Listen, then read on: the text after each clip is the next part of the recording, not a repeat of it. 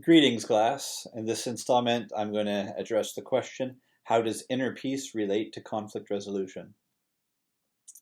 And so, what we have to do when we're looking at this is go into this framework that Houston Wood offers in our text, Invitation to Peace Studies, um, of really examining the different kinds of peace there are.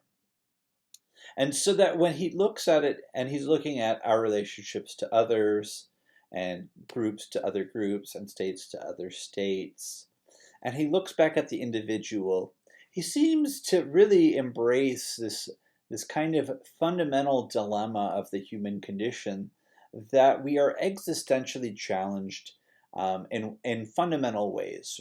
That there are many different things that we wish to do, and we have a limited ability to act in accordance with our multiple interests. That we have challenges in prioritizing between different wants, needs, and desires. And that we frequently are struggling, we find ourselves struggling to address challenges because we live in a world where we have to make decisions with incomplete information. And that all of this stuff becomes internalized into our struggles in a way that we experience the world with stress and anxiety and uncertainty. Adding to this fundamental challenge of existentially struggling with an inability to meet and live up to all of our moral concerns and to be able to do all the things we want to. Which I guess I should add to the list that we're fallible. We also make mistakes. Sometimes we make mistakes knowing that it's a mistake at the time we do it, but other times we aim for the good, as Aristotle said. We aim for the good and we miss. You knew the difference between right and wrong. You tried to do right and you still got it wrong. So we have shortcomings, right? I want to be a good teacher, but that doesn't mean my videos happen without me bumbling over or missing points here and there. That happens just by virtue of being human. And maybe the examples I choose resonate for some students, but don't for others, right? So I make mistakes all the time, as do all other people, right? We make mistakes, we err, and that gets in the way of our ability to uh, live and work and be together and be in peace, right? Um, our mistakes sometimes hurt others, right? Anyway, getting to the other layer though, uh, we don't just have our experiences; we have our traumas, we have our histories. Um, there are ways in which we are challenged that people who died before we were born hurt people that we never met, never will meet, maybe who also died before we were born, right? That the past makes its way into the present, right? We inherit struggles, we inherit all of these things, right? Life is challenging, right? I was born with white privilege. I still have white privilege, no matter how hard I might try to give it up. Um, I will always have that benefit. On occasion, I suppose you might say, well, has being white ever hurt you? Um, but the privilege is there. I can't give it up. I have it. So what do I do about it, right? So we're born into struggles. Some people have obviously more to struggle with than the guilt of being born with privilege. Um, but so, given all of this, right? Given all of the challenges about living up to moral expectations, for being able to make decisions, right? Making hard decisions in hard times, right? This is what we watch when politicians campaign, When it comes down to the tough decisions, who do you want making that tough decision? Me or somebody else? Um, Right. And the tough decision is tough because sometimes it means that it is a determination between who lives and who dies. Sometimes it's a tough decision because it's a decision made with incomplete evidence. Um, Outcomes are uncertain anyway. Right. But that is our human condition, that's our human struggle. And so his engagement with the question of inner peace is, how do we reconcile ourselves to the present? How do we reconcile our past? How do we reconcile our challenges? How do we overcome our traumas? How do we do all of these things? And there are different strategies that work for different challenges, right? Duration, intensity, these are things that can impact a crisis in an individual. But there are different interventions that we have for addressing that. But rather than talk about the counseling, like what are the things that you can say to yourself, or what are the things that you could say to somebody else when thinking about trying to establish some inner peace, the focus here is, how does inner peace relate to conflict resolution? And I think it's very intuitive again. Most of these points should actually seem like you don't have to take a whole lot of notes. Like, I'm not saying much that contradicts things that you think, but rather that it explains more and provides more detail about things that you already knew, right? If you're having a bad day, right, you don't have inner peace, that will impact the way you engage with others, especially in terms of how do you address conflict, right? If you're having a bad day and it carries over into, let's just say, having a bad mood, it might put you more on edge, right? So that might make you actually more likely to move away from a position in avoidance into maybe trying to compete or compromise or collaborate for your needs, because you have heightened awareness of a problem, right? Those who do not experience peace tend to want to rebel against the injustice. And notice I'm saying the opposite of peace is injustice, right? Because I'm thinking about including structural and cultural violence, which are indirect, right?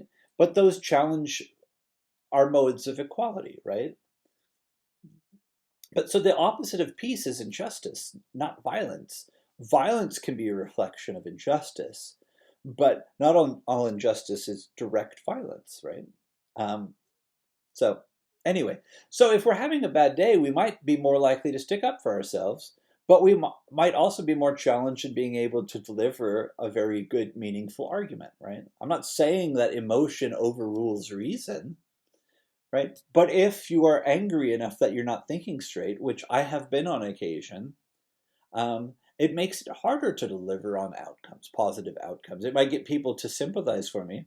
It might cause people to take me more seriously. It might have other impacts, but I rarely make a more coherent argument when I'm angry. I can't rationalize as much, right? The more emotion that I have putting on display, of these kinds of, I don't want to say negative, right? Anger isn't a negative emotion. Anger can be very positive. Being angry is a reminder that you care about things. So it's not that it's a negative emotion, but being distracted or overwhelmed by emotions, even joy, right? If you're so excited about something, you might start agreeing to things with people that you have no real interest in proceeding with that agreement. But again, so that's the emotion part, and we've talked about emotions before, but peace, right? If you're experiencing peace, I don't want to describe this as being an emotional feeling, but as an intellectual, cognitive experience of justice. The more justice you're experiencing in the world, the more equipped you are to think about delivering good, moral, positive outcomes, both for yourself and for others, right? Experiencing peace, experiencing equality isn't the type of thing that makes an individual think, I want to focus on my concerns and ignore the concerns of others, right? So by experiencing peace, by understanding what my desires are, and also being able to reflect on the wants and needs of others, I am then embracing, right, the positioning that doesn't guarantee the best outcomes, but gu- guarantees the best opportunity for me to deliver on those outcomes by offering me the potential for identifying them. Right? And that's great for conflict resolution. If we can understand the other, that's beautiful. That doesn't mean we're going to agree with them or give them what they want. But if we don't understand what the other party is motivated by, it makes it really hard to give them what they want. Right? We can listen to what they say about their position, but really understanding them makes it a lot easier to really get through to what's going on, how to resolve a dispute. Um, and so this is kind of the way it plays out. Inner peace relates to conflict resolution in terms of positioning someone so they have the most equipment and the best access to utilizing those resources, right? While someone is struggling, right? You're not in peace. You're conflicted, right? Conflicted by any number of conditions, which could be your own impositions on yourself or the impositions of others on you.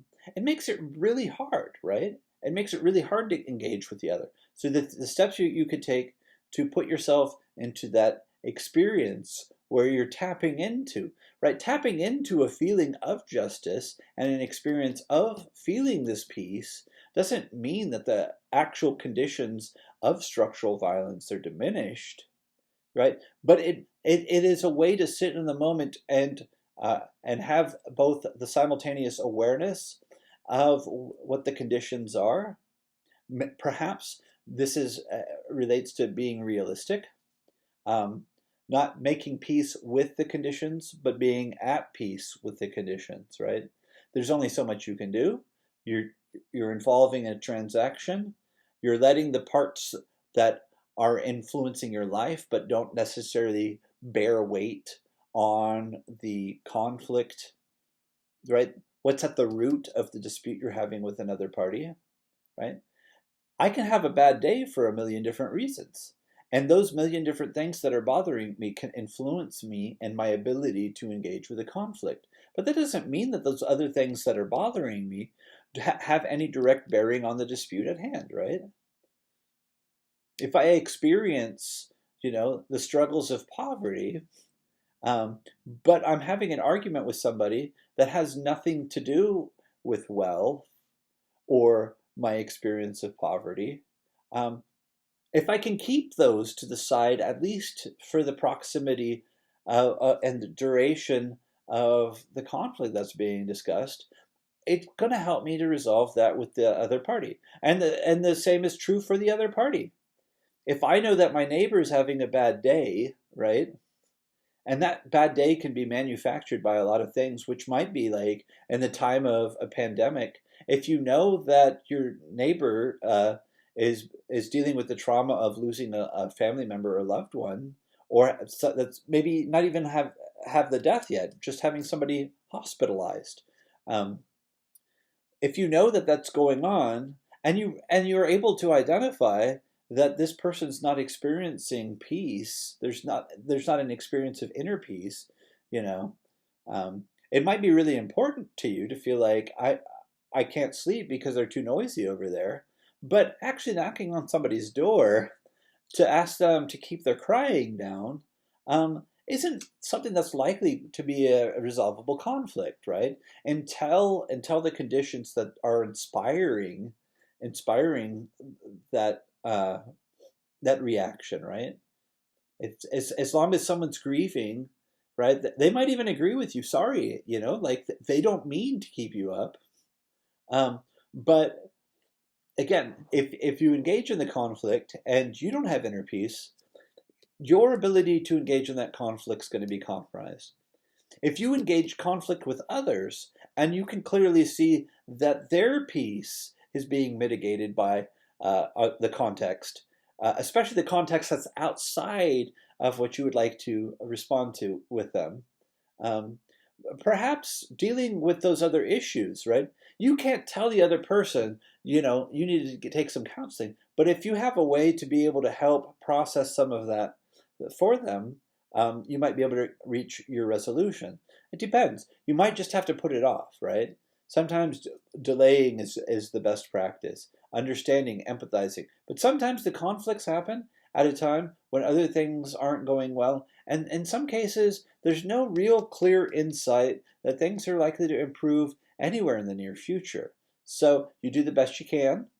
You understand that the lack of peace relates to a lack of ability in certain areas, not a fundamental inability or disability to being able to perform those activities towards conflict resolution, but which might hinder it, right?